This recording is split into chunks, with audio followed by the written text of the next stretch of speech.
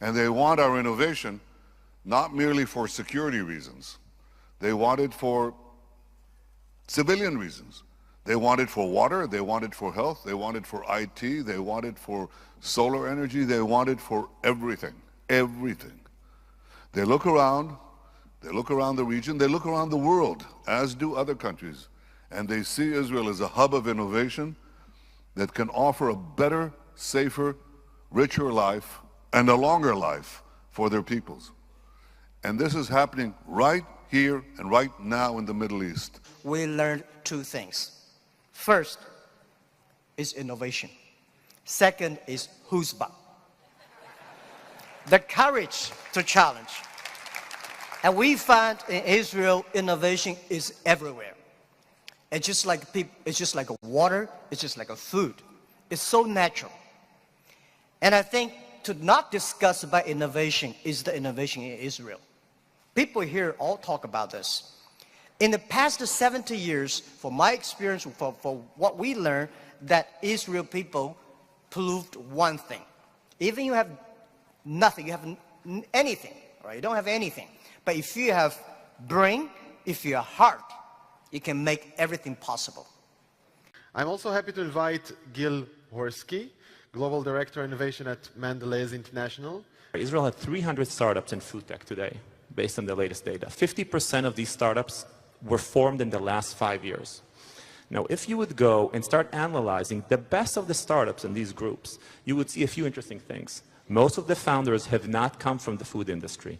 Vast majority of the technologies of these startups have not come from the food industry. They came from adjacent segments and disciplines that Israel is very strong in. Pharma, biotech, you have a lot of entrepreneurs that are frustrated not wanting to wait 10 years and $100 million to get a medicine. They prefer to go to food. We all complain as food guys that food is slow, but compared to pharma, we're quite a fast industry.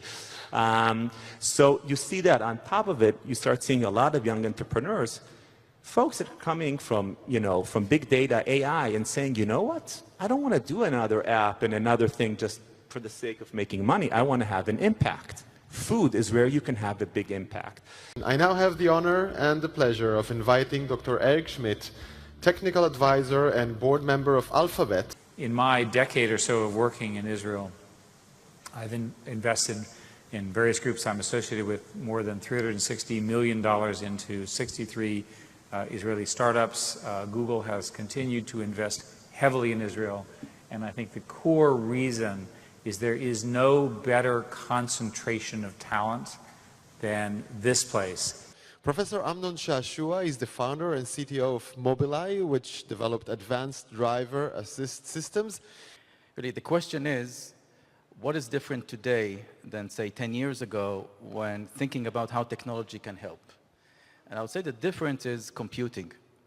We are talking about a revolution that has been gradually unfolding in the last 3 decades, from PCs to internet, to social networks, to Internet of Things, to AI, machine learning, and algorithms.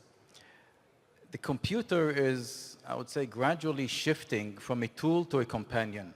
One of the most interesting entrepreneur of our time and founder and CEO of CRM giant Salesforce, Mr. Mark Benioff. And when we talk about entrepreneurship, when we talk about vision, we have to think about making the world better. And why do we mention that here? Why? Because that's Shimon Peres's message. You read his books, you look back at his speeches. He said not technology for technology's sake. He said technology to improve the state of the world. Companies to improve the state of the world.